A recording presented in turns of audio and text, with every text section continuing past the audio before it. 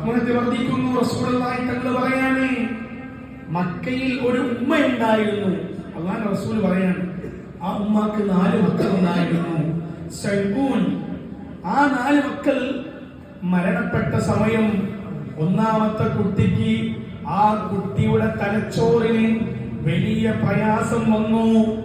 ആ കുട്ടി മരണപ്പെട്ടു. ആ ഉമ്മ കരഞ്ഞു, അല്ലാഹുവിനോട് ദുആ ചെയ്തു. ആ കുഞ്ഞിന്റെ ഖബർ വിശാലമാകാൻ ദുആ ചെയ്തു. രണ്ടാമത്തെ കുഞ്ഞും മരണപ്പെട്ടു. സുബ്ഹാന റബ്ബി. 4 ദിവസത്തിന് ശേഷം നിഷേധിക്കാൻ പറ്റൂല.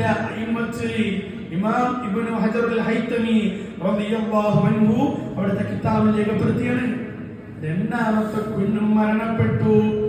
ആ ഉമ്മ മറ്റു 2 കുട്ടികളെ കൂട്ടി ആ കുഞ്ഞിന് വേണ്ടി ദുആ ചെയ്തു.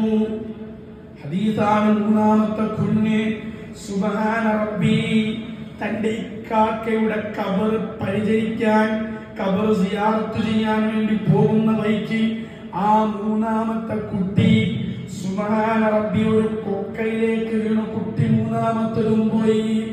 ഉമ്മാന്റെ നില തെറ്റാൻ തുടങ്ങി. ഉമ്മ ക്ഷമിച്ചു.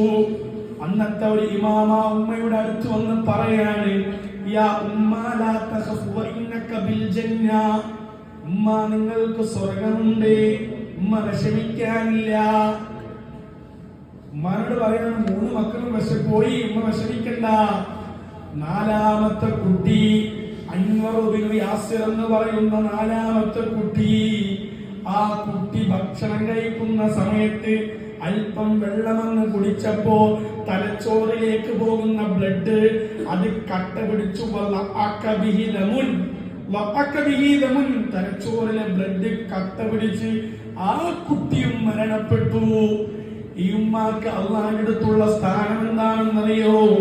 4 മക്കളും പോയി, ഭർത്താവും പോയി. പക്ഷേ ഈ ഉമ്മ മരണപ്പെട്ടത് കാഫിറായിട്ടാണ്. എന്തുകൊണ്ടാ ഉമ്മ കാഫിറായി? നിങ്ങൾ ചിന്തിക്കണം. ഈ ഉമ്മാക്ക് അല്ലാഹുവിന്റെ അടുത്ത് വലിയ പൊസിഷനാണ് ലഭിച്ചത്. ഓരോ മക്കള് പോയപ്പോഴും അല്ലാഹുവിനോട് കരഞ്ഞു, ദുആ ചെയ്തു. ഉമ്മാക്ക് അല്ലാഹു ക്ഷമക്ക് വേണ്ടി കൂലി കൊടുത്തു. 2ാമത്തെ കുട്ടി പോയപ്പോഴും ഉമ്മ കരഞ്ഞു, ദുആ ചെയ്തു. അല്ലാഹു ക്ഷമക്ക് കൂലി കൊടുത്തു. 3നും 4നും ക്ഷമക്ക് കൂലി കൊടുത്തു. പക്ഷേ 4ാമത്തെ കുട്ടി മരിച്ച പിറ്റേ ദിവസം ആ ഉമ്മാക്ക് കഴിക്കാനുള്ള ഭക്ഷണത്തിന്റെ പൊതിയുമായി അയൽവാസി വീട്ടിലേക്ക് വന്നപ്പോൾ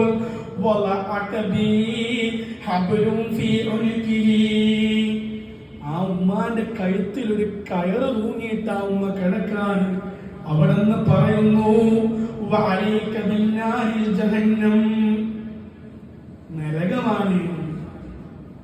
ആ ഉമ്മ കാത്തു സൂക്ഷിച്ചു വെച്ചു, ക്ഷമിച്ചു, എല്ലാത്തിനും സഹിച്ചു.